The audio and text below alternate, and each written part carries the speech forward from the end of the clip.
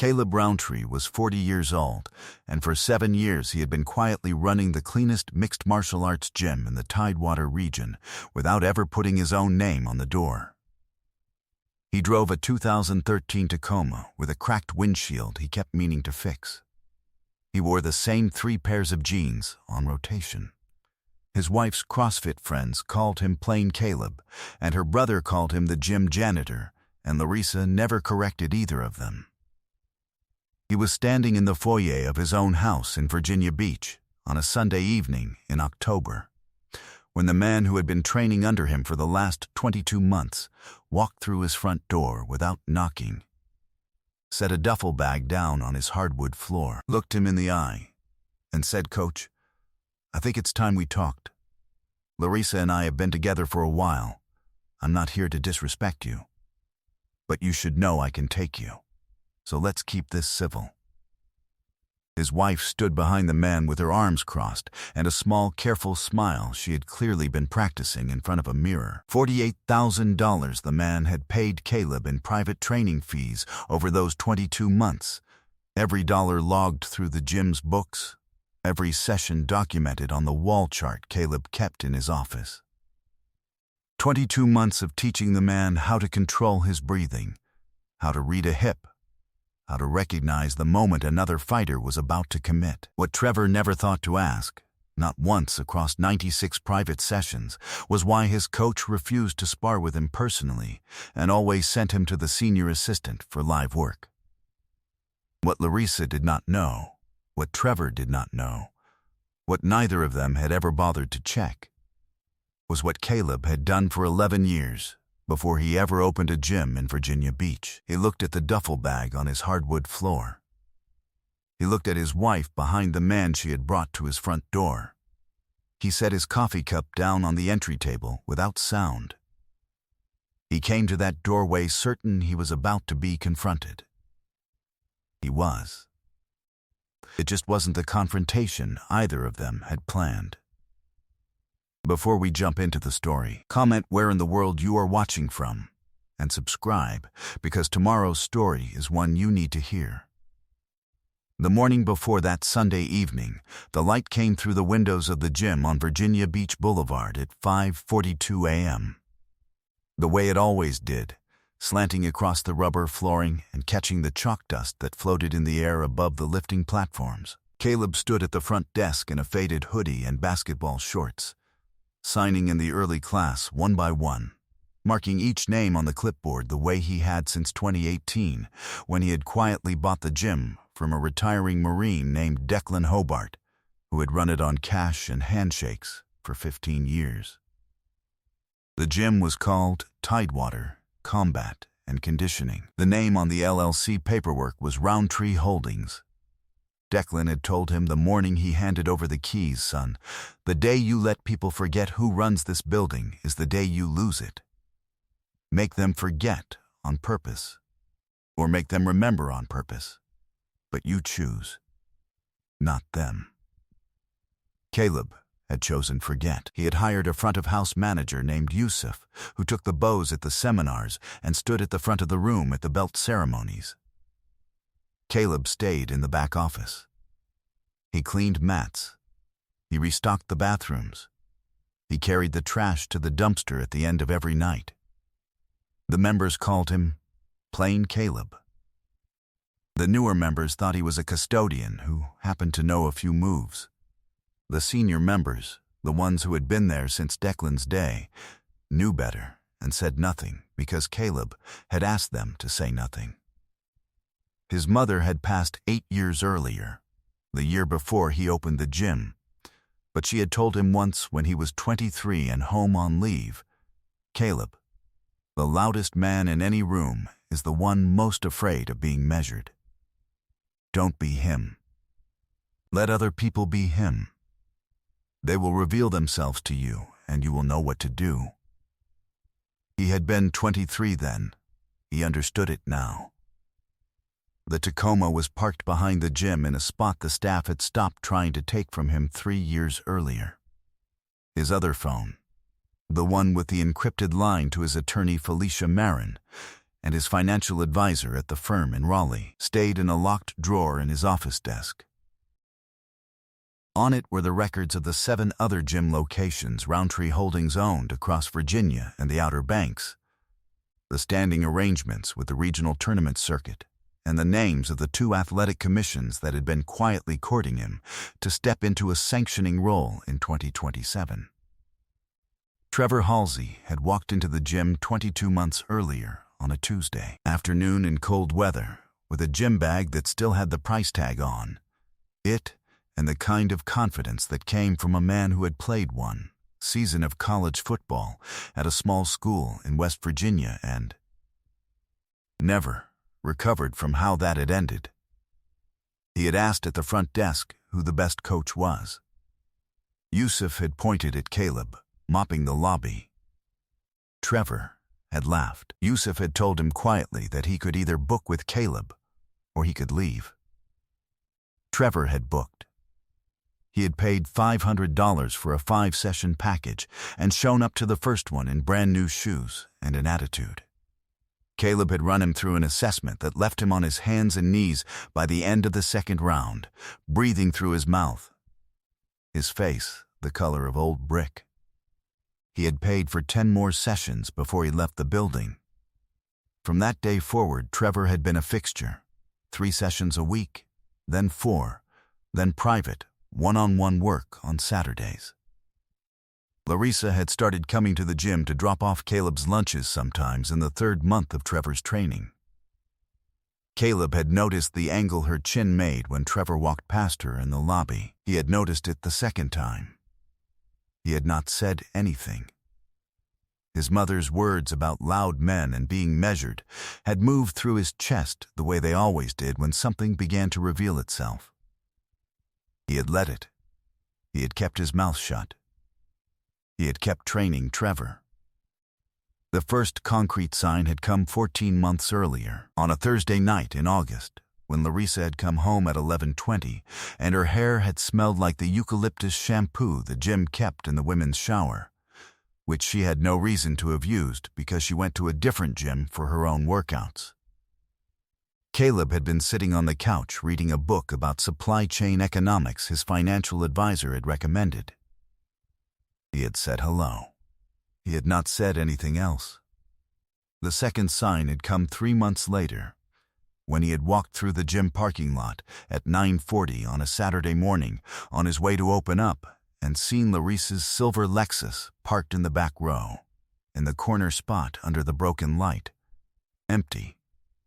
He had walked into the gym through the back door, walked through to the main floor, and found Trevor on the heavy bag working alone.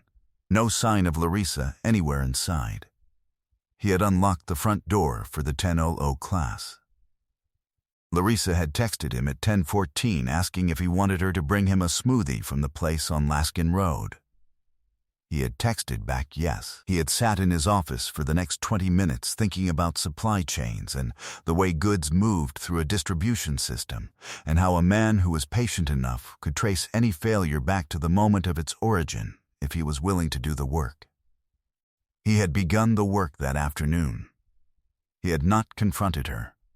He had not changed his behavior at the gym. He had continued training Trevor the same way he had been training him. 4 sessions a week, refining footwork, drilling clinch entries, working the same fundamentals over and over, because the fundamentals were the only thing that mattered in the long run. But he had begun, quietly, to teach Trevor something specific. He had begun to teach him a style. Not the style Caleb himself fought, a style Caleb had built for him, individually, with attention to Trevor's specific physical tendencies. Trevor was 6'1", 218 pounds, with a long reach and a tendency to over-rotate on his lead hook. He had heavy hands and a willingness to take a punch to land one.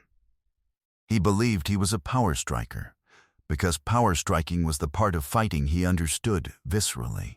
Caleb had spent the next 20 months convincing him he was right.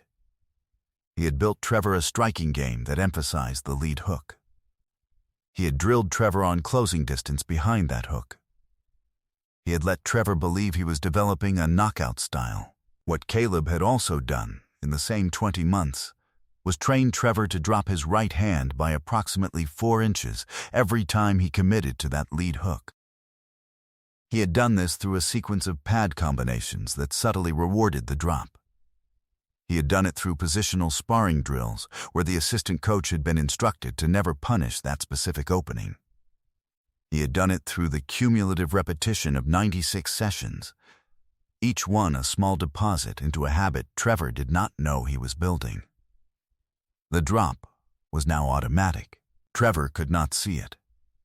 None of the other fighters in the gym sparred with Trevor enough to notice it because Caleb had quietly steered the sparring rotations.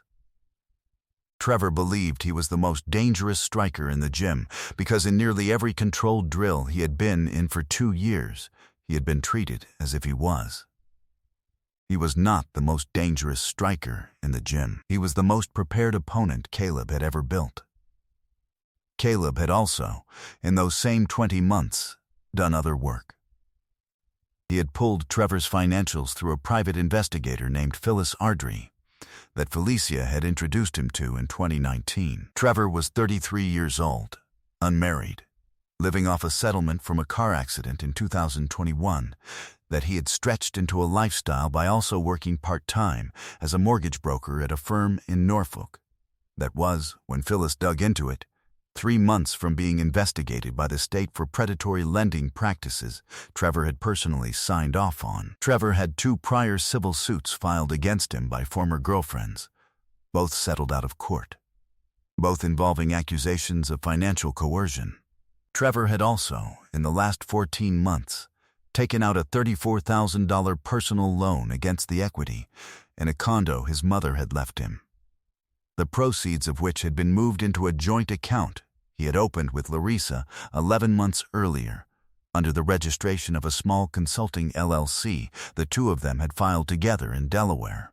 Larissa had been quietly funneling money out of the household account Caleb gave her access to for groceries and small bills, in increments of $400 to $900 a month, into that consulting LLC for the past year. She had moved approximately $22,000. She did not know that Caleb had access to every transaction in real time through the credit monitoring subscription he had set up in his own name in 2020. She did not know he had a second household account she had never been told about that held the actual operating reserves. She did not know that the house in Virginia Beach they lived in was titled to a holding company that was titled to a trust that was structured by Felicia in such a way that Larissa had no marital claim on the property under Virginia law. She did not know any of it because she had never asked, because the loudest woman in any room rarely asked questions, because Caleb's mother had been right. Felicia had taken the call from Caleb on a Wednesday morning 15 days before the Sunday Trevor walked through the front door. Caleb had told her he believed his wife was preparing to leave him and that the man she was leaving him for was a private client of his at the gym. Felicia had not been surprised. She had been waiting for this call, in some form, for 2 years because she was Caleb's attorney and she had reviewed his prenup with him in 2017, and she had known then what kind of woman Larissa was. Felicia had spent the next 12 days preparing. She had drafted the divorce filings. She had drafted the cease and desist letter to Trevor regarding the gym contract. She had drafted the civil complaint against Larissa for the diverted funds, with a specific paragraph that quoted Virginia Code section by section. She had drafted the referral letter to the State Mortgage Commission regarding Trevor's employer. She had drafted the second referral letter to the Norfolk Commonwealth's attorney regarding the documents Phyllis had pulled, showing Trevor had been the loan officer on at least 2 refinance applications that contained inflated income statements. Everything sat in a banker's box on the corner of her desk on the Friday before the Sunday, waiting only for Caleb to give the word. On the Saturday morning before the Sunday evening, Caleb had walked into the gym at 5:42. Signed in the early class, mopped the lobby, run a private session with Trevor at 7 to Crope that had focused on the lead hook, refined Trevor's footwork on the closing step and complimented him on his progress in a quiet voice. Trevor had left the gym at 8:15 feeling, Caleb could see, that he was ready. That afternoon, Trevor had clearly gone home, talked to Larissa, and they had decided together that Sunday evening was the night. Caleb had known they would.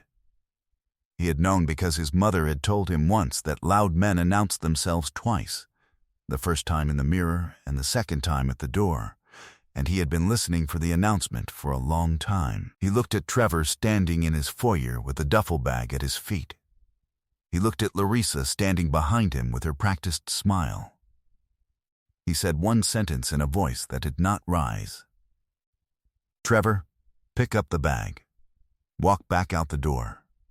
We can do this in the gym tomorrow morning at 6 in front of witnesses, or we can do it here on my hardwood floor right now with no one watching. The first option protects you. The second one doesn't." Trevor's face moved through 3 expressions in 2 seconds: confidence, confusion, the small flicker of a man who was being offered an exit and had not expected to need one. He recovered. He smiled the smile Caleb had seen him smile in the cage during exhibition matches, the smile that came right before the lead hook. He said, "Coach, I'm not scared of doing this here." Caleb nodded once. He stepped back from the entry table. He gave Trevor 3 feet of clean space on the hardwood floor. He kept his hands at his sides. He said, "All right." Trevor stepped forward with his weight on his lead foot, planted, rotated through the hip, dropped his right hand by approximately 4 inches, and committed to the lead hook. Caleb slipped under it the way a man who had spent 11 years in Marine Corps Force reconnaissance and 3 years afterward training with a Dutch kickboxing coach in San Diego had been slipping under hooks since he was 22 years old. He came up on the inside, caught Trevor's overextended lead arm at the elbow, stepped through the hip Trevor had committed to the rotation, and took him down onto his own hardwood floor with the slow, controlled mechanics of a man unloading a piece of furniture from a truck. Trevor landed flat on his back. Caleb did not follow him to the ground. He stood up. He stepped back. He did not raise his voice. "Stay down for a minute. You're not hurt. You're embarrassed. There's a difference. Listen to me carefully, because I am only going to say this once, and I will not repeat it in front of my attorney tomorrow morning." Larissa had not moved. Her smile was gone. Her mouth was open. Caleb looked at Trevor on the floor and spoke quietly. "I have been your coach for 22 months. I have been your opponent for 22 months. You did not know the difference, because you never asked. You have been training this entire time to lose this fight on this floor on this evening. Every drill, every combination, every pad round was a deposit. The drop in your right hand when you commit to the hook is mine. I built it. You wore it home with you every night for 2 years. That is what training is. That is what you paid me $48,000 to do to you, although you believed you were paying me for something else." Trevor stared up at the ceiling. He did not get up. Caleb turned to Larissa. He kept his voice the same. "You filed nothing, because you have nothing to file. The house is not yours. The accounts you thought were ours were never ours. The $22,000 you moved into the Delaware LLC is a civil matter and a criminal matter, and my attorney will let you choose which one we pursue. You will leave this house tonight with the bag in your car. You will go to your brother's. Tomorrow morning at 9 you will be in my attorney's office on Independence Boulevard.